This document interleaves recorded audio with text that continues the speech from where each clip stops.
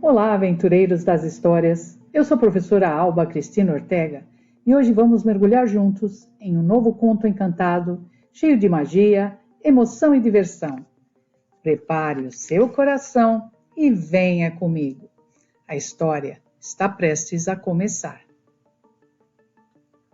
O Mistério do Ribeirão Vermelho. Livro inspirado na história de Herbert Bartz.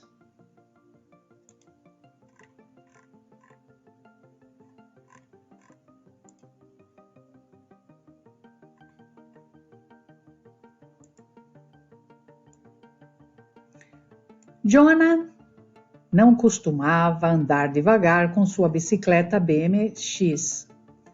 Aos 7 anos, gosta de pedalar com energia pelas estradas de terra da fazenda Renânia, onde mora com os pais, seu irmão e sua irmã. É normal ele estar suado e cansado. Mas teve um dia que ele chegou em casa mais cansado do que das outras vezes. E assustado. Wieland, um ano mais velho do que o irmão, foi logo perguntando: "O que você viu por aí? Por que esta cara de susto? Por que veio correndo tanto com a bicicleta? Viu onça? Ela correu atrás de você?" Mary, menina de 5 anos, muito curiosa e esperta, largou as bonecas com as quais brincava para se aproximar dos dois e escutar o que Jonah tinha a dizer para tantas perguntas.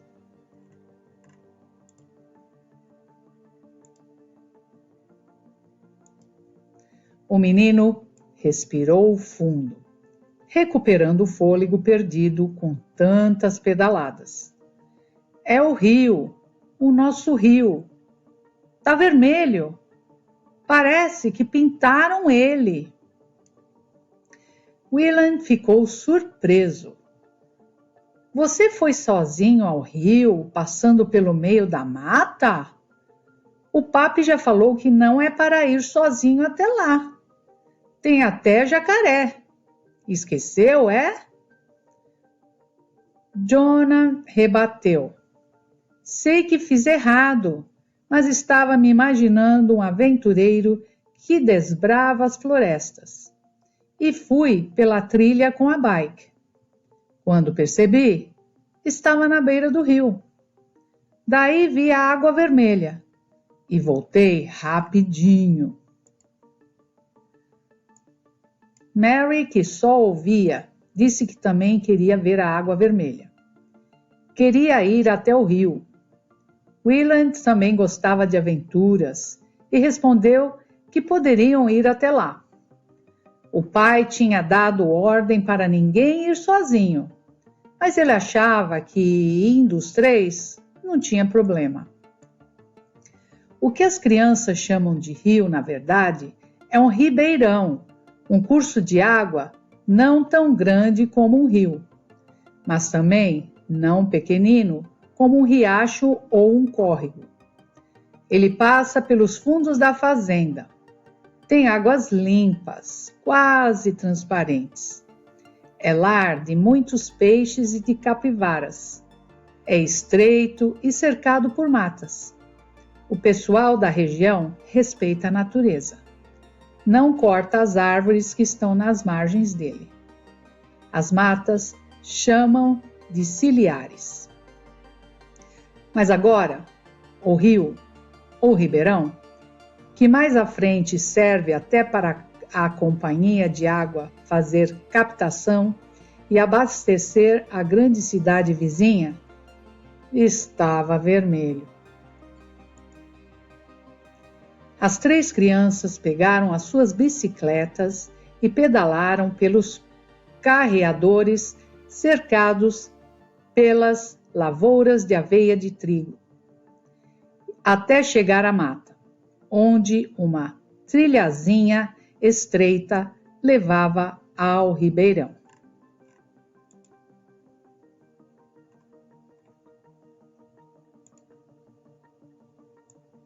Joan não estava mentindo nem exagerando. As águas estavam vermelhas mesmo. Mary apresentou a sua teoria. Devem ter jogado tinta guache, daquelas que a gente usa para brincar. Uma latona de tinta. Que feio! A mami já falou que não devemos jogar nada no rio. Willand e Jonah ficaram pensativos. Era visível que o ribeirão não estava normal, até mais triste. Eles precisavam descobrir o que tinha acontecido. Era um mistério. Foi Willand que teve a ideia. Vamos falar com a professora Cida.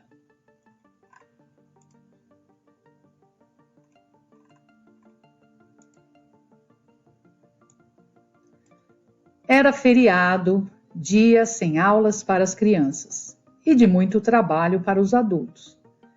A colheita do trigo estava atrasada por causa da chuvarada dos dias anteriores.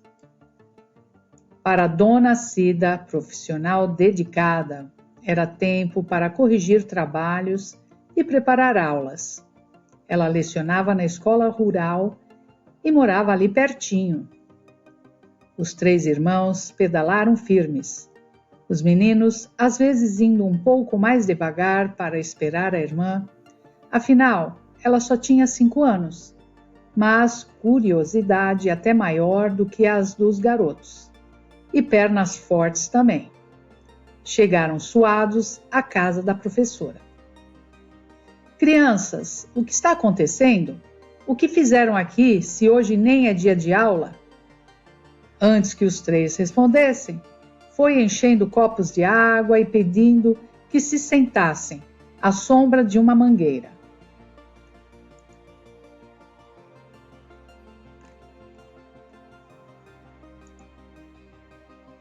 Foi Joan que contou do vermelhão que estava o rio. Mary apresentou a sua opinião da grande lata de tinta. Infelizmente, esse vermelho é causado mesmo pelo homem, minha querida. Mas não foi tinta que jogaram ali. É o vermelho da terra, do nosso solo, do fértil solo onde crescem as lavouras. A chuvarada levou a terra para o ribeirão, explicou a sábia professora. As crianças demonstravam ainda ter dúvidas. Mas se o vermelho vem da terra e quem levou foi a chuva, por que a senhora diz que os homens têm culpa? Quis saber Johan.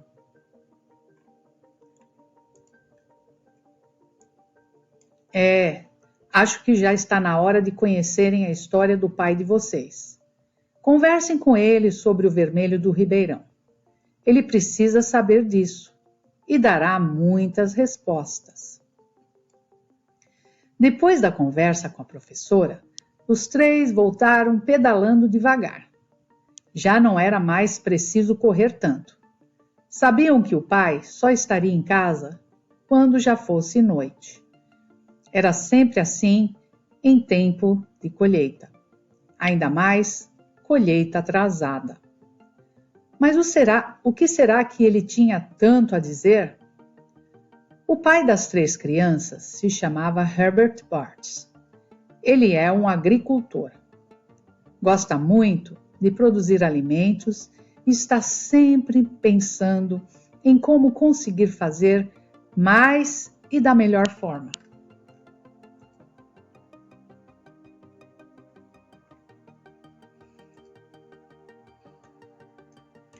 Naquele dia, Herbert chegou em casa muito cansado, já à noite. Encontrou os 3 filhos bem acordados, esperando o pai para uma conversa séria. Ele pediu para as crianças que dissessem logo o que queriam. O que poderia ser tão urgente? Willand tomou a frente e foi relatando o fato de o rio estar vermelho. Contou que tinham ido até lá e que depois procuraram a professora. Realmente é importante o que vocês estão dizendo. Tão importante que é melhor conversarmos com tempo e calma. Agora, eu preciso de um banho e de dormir. Durmam também. Amanhã, levarei vocês à escola e vamos conversando no caminho.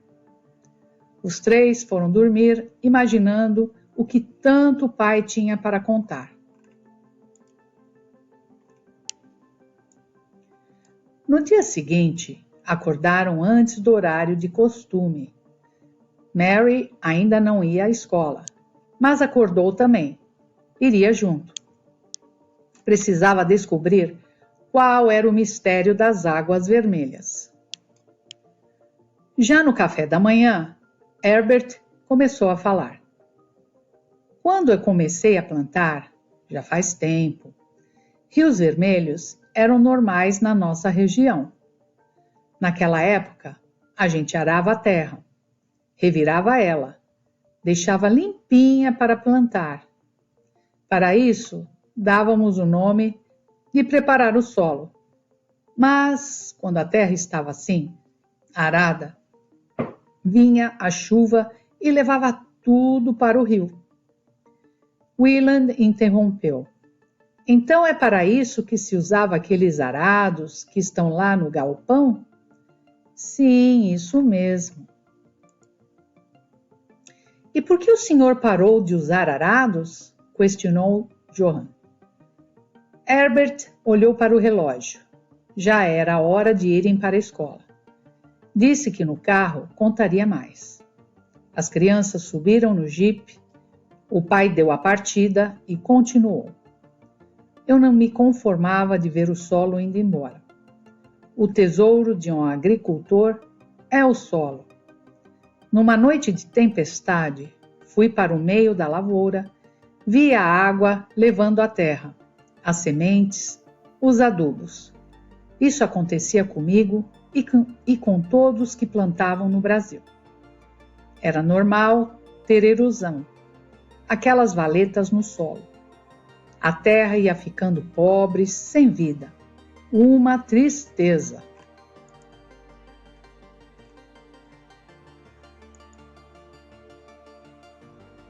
Tá, papi, mas o que o senhor fez? Perguntou Mary. Herbert dirigia o jipe mais devagar do que de costume. Queria contar tudo para as crianças. Eu já vinha conversando com pesquisadores. Um deles, chamado Rolf, me falou da possibilidade de plantar sem preparar o solo. Viajei até atrás de saber mais sobre isso. Os três pequenos ouviam com atenção. Visitei a Alemanha e a Inglaterra. Vi algumas possíveis soluções, mas nenhuma boa para o nosso clima tropical. Nos Estados Unidos, um pesquisador chamado Shirley e um agricultor, Harry, me mostraram o que chamavam de plantio direto.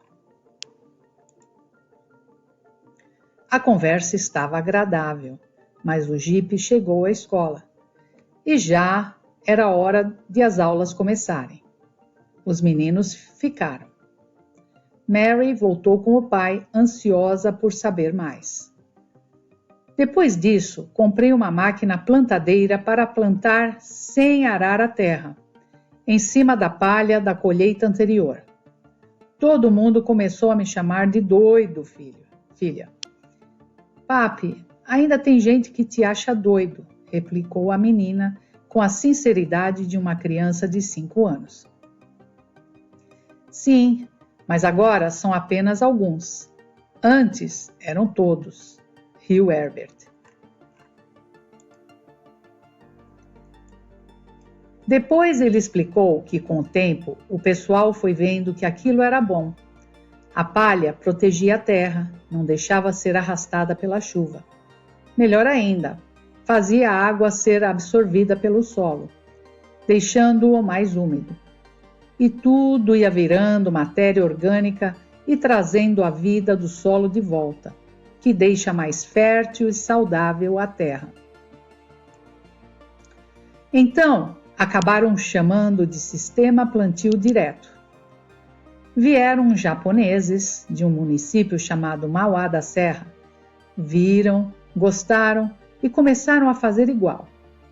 Depois vieram os agricultores de uma região chamada Campos Gerais e também começaram a plantar na palha.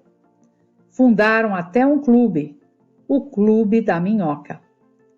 Minhoca, papi, por que minhoca? O senhor não está falando de terra? Inquietou-se Mary.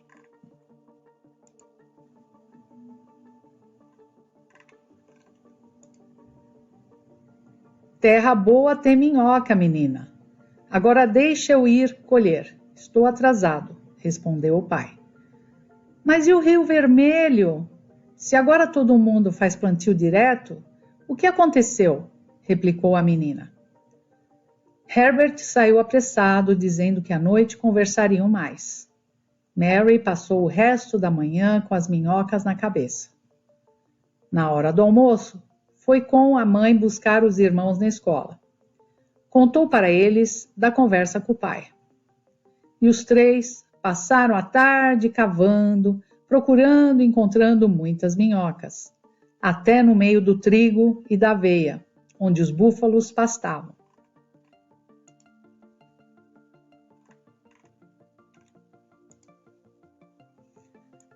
Quando Herbert chegou, já à noite, eles tinham dezenas em uma bacia para mostrar ao pai. Viram? Quando a gente arava a terra, não tinha minhoca. Agora tem. Elas gostam de matéria orgânica, que são as folhas e raízes das plantas em decomposição, junto com os bichinhos e da própria terra. E vivendo em terra boa, tornam a terra ainda mais boa. Uma beleza, disse o homem com entusiasmo.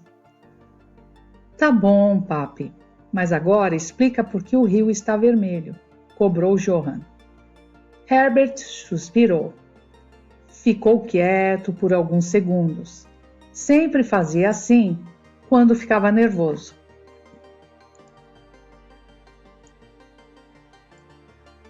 É o vizinho novo. Chegou com muito dinheiro. Comprou 3 propriedades de uma vez e transformou em uma só. Enorme. E desandou a plantar de qualquer jeito, sem deixar palha no solo e usando o arado. Choveu e as terras dele foram para o rio. Willand se exaltou. Mas ninguém vai fazer nada? Herbert explicou. Juntamos 3 amigos, todos bons agricultores, e fomos até lá, com muita educação. Ele respondeu que as terras são dele e que vai fazer como quiser, e que não tem nada a aprender com jacus do sítio como a gente. Agora vou tomar banho. Luísa, a mãe das crianças, pediu que fossem dormir, já era tarde. O mistério estava desfeito. Sabiam a causa do vermelho nas águas do ribeirão. Era terra, mas Willand disse que tinha um plano para a tarde do dia seguinte, quando os meninos chegassem da escola. Mary passou a manhã ansiosa, esperando pelos irmãos. Queria saber qual era o plano do mais velho. Quando chegaram, Willand explicou. O neto do tal fazendeiro se chama Marcos e estuda na nossa escola. Ele mora com o avô, que se chama Pedro. O Marcos disse que o seu Pedro não é ruim, mas que só gosta de fazer as coisas do jeito dele e que não ouve ninguém. Tá, vi mesmo você conversando com o Marcos. Mas qual é o plano? Quis saber Johann.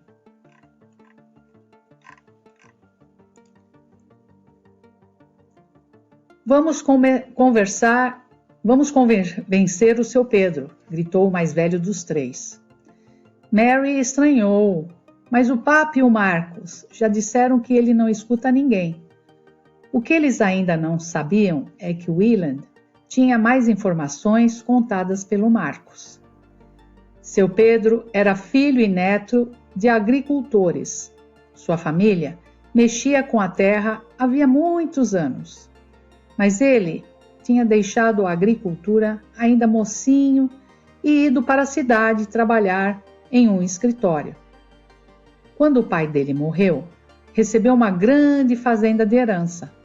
Vendeu e comprou as terras perto da família Bartz, decidindo voltar a ser agricultor. Mas ainda achava que tinha que fazer igual ao tempo do avô dele. Então a gente vai lá, conta para ele a história do papi e ele também vai fazer plantio direto, resumiu o mais velho dos três. Mary completou: e se a gente levasse uma minhoca? Você anda mesmo com minhocas na cabeça, menina, brincou Johan.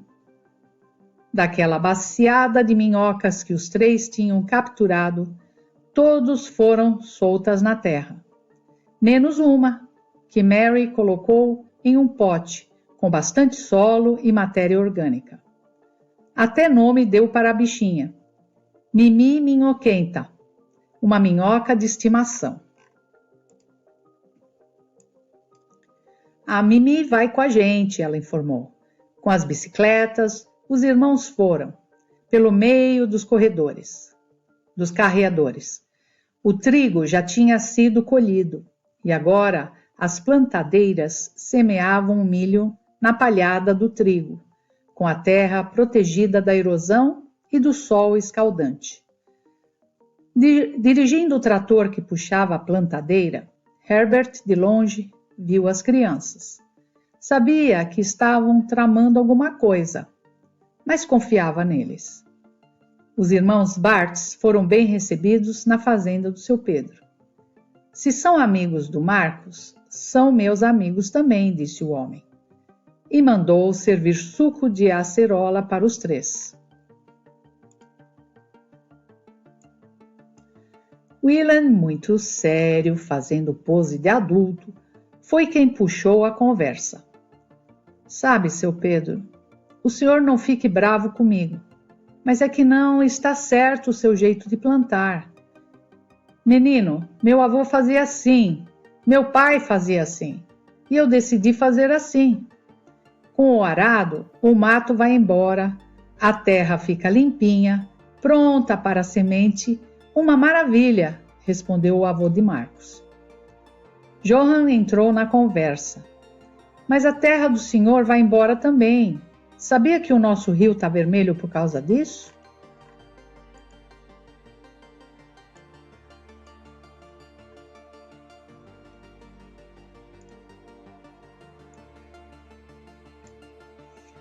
Nesse momento apareceu Aruo, um sábio trabalhador rural, com anos de experiência, que seu Pedro havia contratado um dia antes para ser gerente da fazenda. Pediu licença e entrou na conversa. Sabe, patrão, estava pensando em uma forma de dizer muitas coisas para o senhor, mas vendo a sua conversa aqui com as crianças, resolvi aproveitar. Arando a terra, o senhor precisa usar o trator muito mais do que fazendo o sistema plantio direto. Com isso, gasta uma fortuna de óleo diesel e polui mais o planeta. Além de contribuir para que o rio fique assoreado, que é quando ele vai se enchendo de terra. E também estraga o solo, que vai estar pobre, com jeito de morto e improdutivo daqui a alguns anos. Seu Pedro ouviu com atenção, coçou a cabeça e respondeu: talvez um dia eu mude, por enquanto não.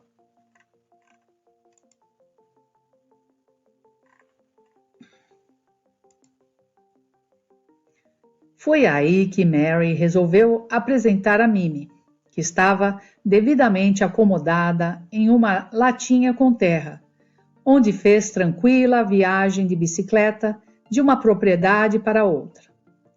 Seu Pedro, esta é a Mimi Minhoquenta, a nossa minhoquinha.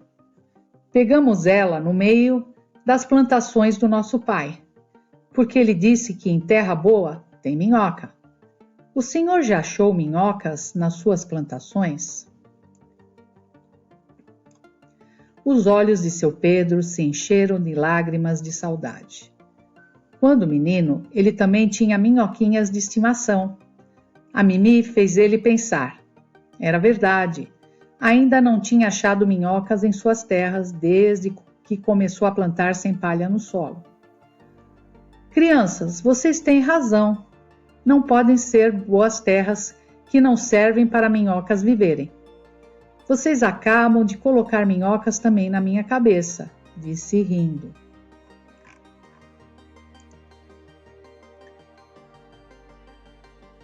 E completou. Aru, providencie tudo o que for necessário. Vamos fazer do jeito certo. Faremos o sistema plantio direto. Por favor, digam ao seu pai que peço desculpas por ter chamado ele e seus amigos de jacus. Já era fim da tarde quando os três voltaram, pedalando felizes para casa. Seu Pedro agora era um amigo, e o ribeirão voltaria a ser límpido. Mimi Minhoquenta, dentro de sua latinha, na cestinha de Mary, parecia até sorrir. Afinal, muitas outras minhocas agora teriam mais terras para viver e fertilizar.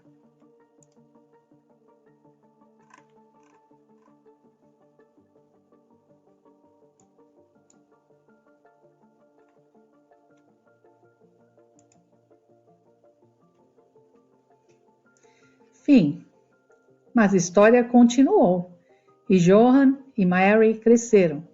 Johann se tornou agricultor e engenheiro agrônomo, dando continuidade ao trabalho do pai, cuidando e protegendo nossos solos através do sistema plantio direto e produzindo alimentos de qualidade. Mary se tornou bióloga, especialista em minhocas, com o principal trabalho de identificar as espécies e descrevê-las e nomeá-las quando são novas espécies para a ciência. Nas pesquisas dela, a Mini Minhoquenta foi identificada como uma nova espécie de minhoca nativa, sendo a primeira encontrada em cultivos agrícolas no país e, portanto, foi nomeada Phimoscolex bartsi, em homenagem aos trabalhos do Pape Herbert com o sistema plantio direto. E aí, gostou dessa aventura? Então curta, compartilhe e se inscreva aqui no canal para ouvir muitas outras histórias incríveis. E lembre-se, toda história pode transformar o nosso dia.